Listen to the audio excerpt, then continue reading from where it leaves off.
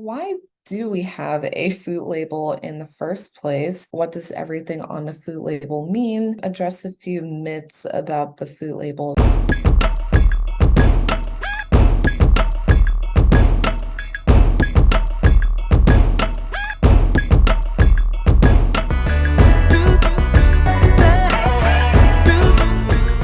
right, well, hello everyone. My name is Markita Lewis. I am a registered dietitian, and today I'm going to talk about the nutrition facts label and, answer all the questions that you might have been afraid to ask but have always wanted to know.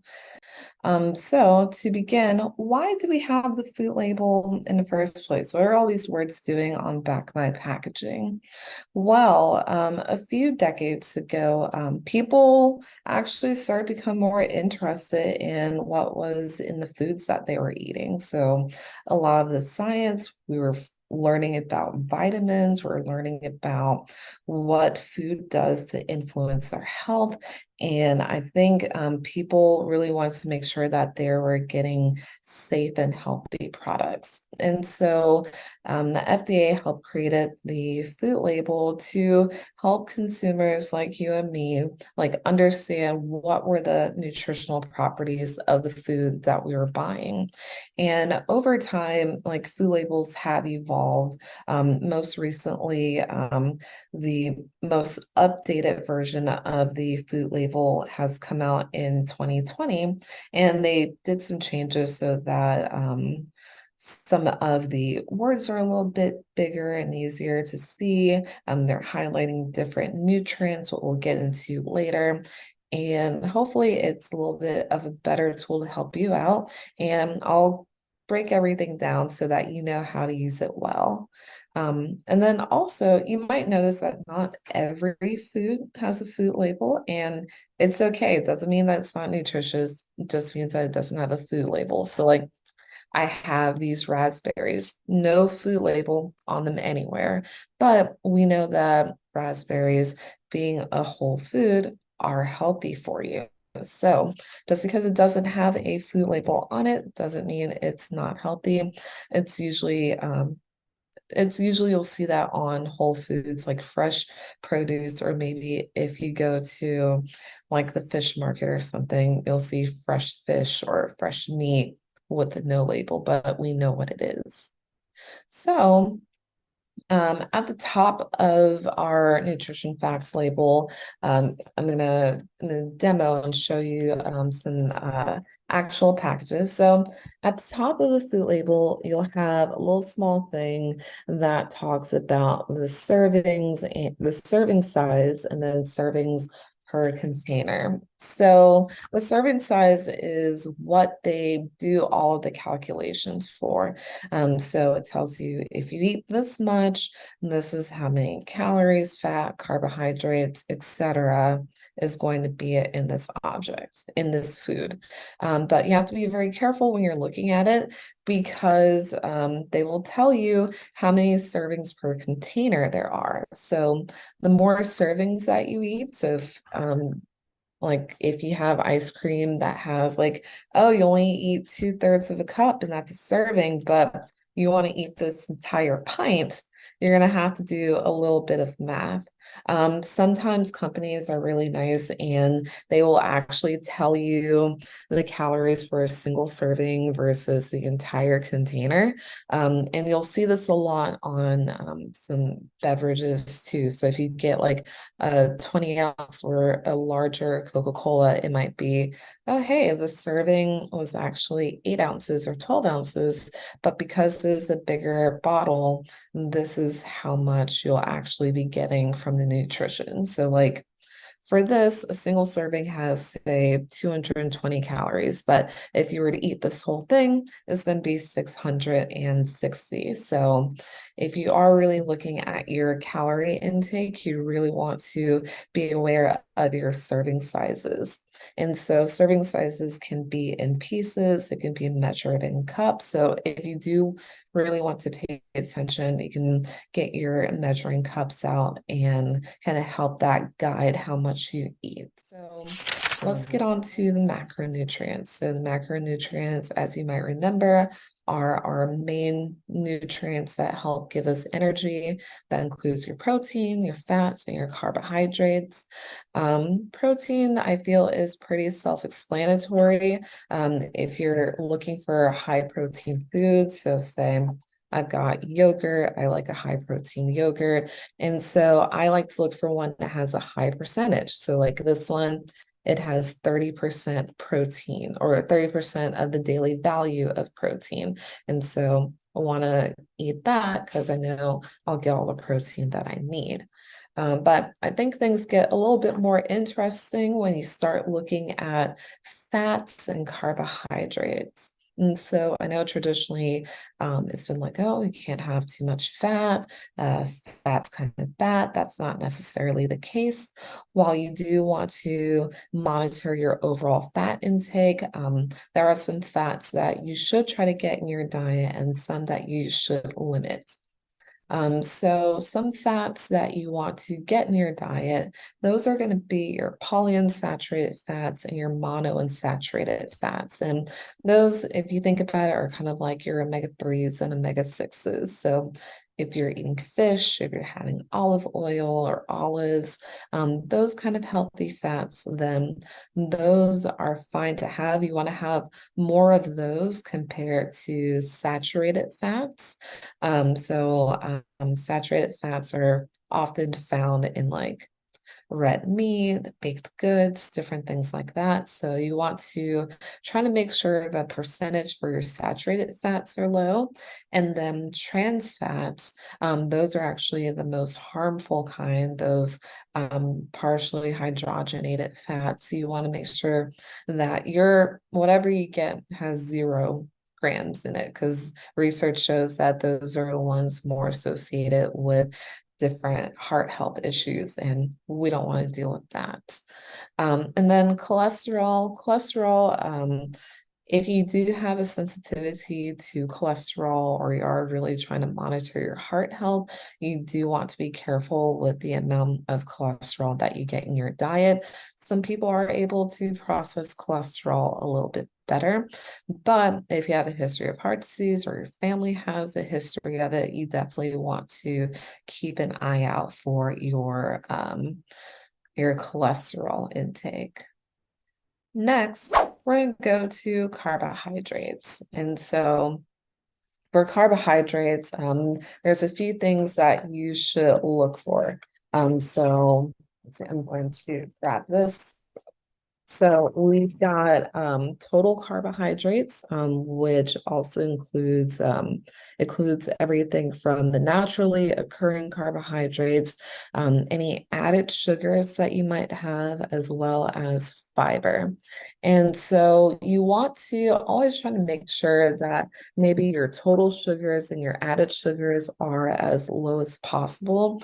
And that's mostly so that you're not crowding out any beneficial carbohydrates that you could have. So say, you're eating lentils. Lentils, like fiber, is considered a carb. And so you want to get something that's really high in fiber. So like lentils, super high. They've got like 26% of your daily fiber intake, which honestly, we all need to be eating more fiber anyway. So keep that in mind. So you want to make sure you're low on the added sugar. Try to get more fiber whenever you need to. But then also, if you are someone who has to look out for your blood sugar, definitely keeping an eye on those total carbohydrates. Remember that it's on standard is 15 grams of carbohydrates for kind of one carbohydrate exchange if you're doing the exchange system, or if you are on some type of insulin, just making sure that you're doing the math to count your carbohydrates and your medication, and also factor in the amount of fiber, fat, and protein, because that does affect how quickly your body breaks down the carbohydrates in your body. some other things that you might see on a food label. So we already talked about sugars, we already talked about trans fats. And so we also want to pay attention to sodium. So sodium, that's what's in salt. That's one of those things that you definitely want to make sure you're like whatever food you have has less than 20% of that per serving. A lot of processed foods tend to be a little bit higher. And so anytime that you can get something that isn't as processed, or say if you, especially if you're getting something canned, so like, you've got canned pinto beans or something like that, you want to maybe look for something that is reduced sodium. And so the manufacturers will, or even like no salt added, low salt, the manufacturers make sure to limit the amount of salt in there. And so you can better control what's going into your body. And then also just be aware of anything that is pre-seasoned. So say you have like pre-seasoned beans, right? So like these are some pre-seasoned red beans.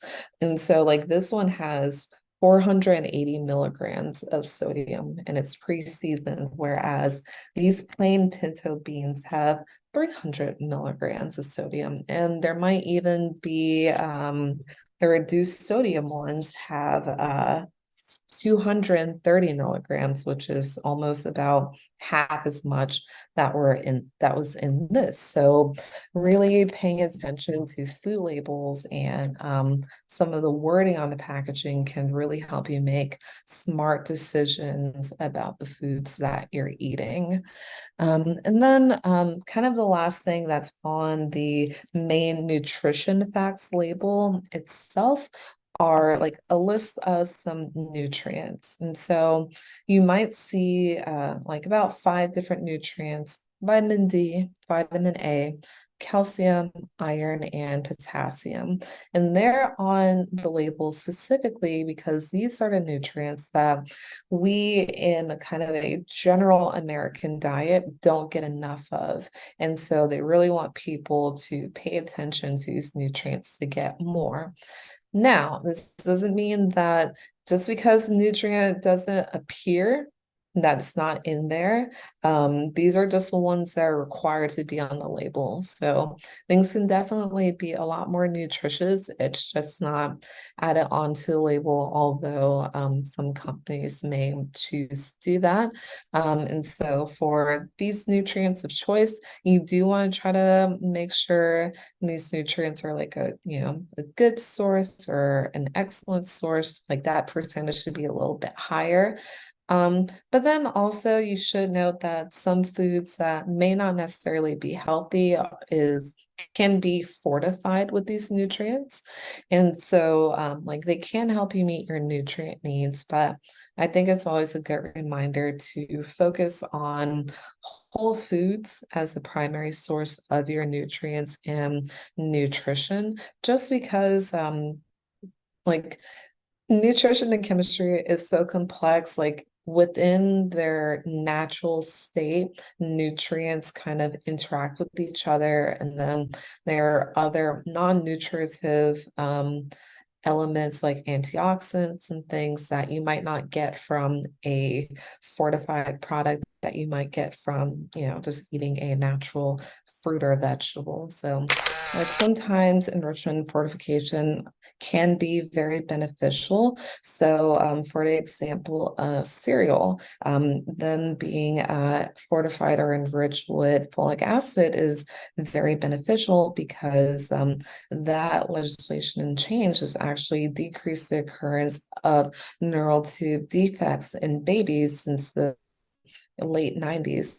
So there is definitely a place for foods that have nutrients added to them, but we also want to remember the whole foods. And then lastly, we have our ingredient list. That is a little bit separate from the nutrition facts list, but I think it's still very important to pay attention to. So a few things that you should know about the ingredient list is that first, all of the ingredients are listed in the order of weight. So if you've got something and the first ingredient is sugar, that has a lot of sugar in it. And so you might want to find something that doesn't have sugar as the first ingredient. And speaking of sugar, manufacturers can be a little tricky and hide sugar in different ways. So it just won't be like cane sugar. It can be beet sugar, corn syrup. It can have agave. It can have other things that end in OSE. So the oses are like dextrose or mannose, all of these things. These are just different ways of saying sugar. And so that is a sneaky thing that manufacturers do to avoid sugar being the first ingredient. Also, shorter ingredients, a shorter ingredient list may not necessarily mean that a food is healthier. So it really depends on what you're getting. I know some people might want ingredient list because it may mean a food is less processed, but I think it's really important to look at the food as a whole, where it fits into your diet, what's the complexity of the dish or the item. And then also another misconception that people might have is that ingredients that you can't pronounce aren't healthy for you. And that's a lie because sometimes they just add the scientific name for food. So say like you're getting yogurt or something and you hear the words Streptococcus thermophilus icelandicus. And you're like, I don't know what that is. That's just a healthy bacteria. Or sometimes they will add, as we're talking about fortification and enrichment, they may be adding in certain vitamins and minerals underneath their like very specific scientific name. Sounds scary, but sometimes these ingredients are harmless.